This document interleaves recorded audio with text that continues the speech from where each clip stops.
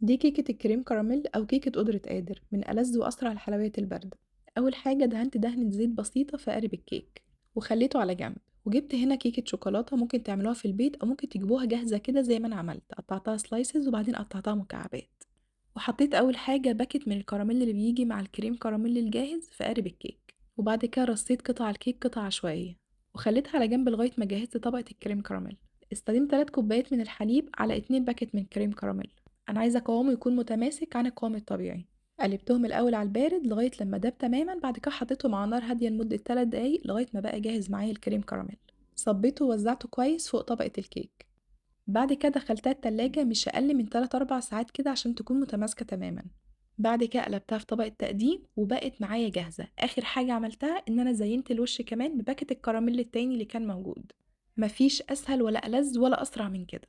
من غير بقى ولا بيض ولا فرن ولا أي حاجة، جهزت معايا في 10 دقايق بالظبط. هستناكوا تجربوها بطريقتي، ولو عجبتكم وصفة النهاردة ما تنسوش اللايك والشير.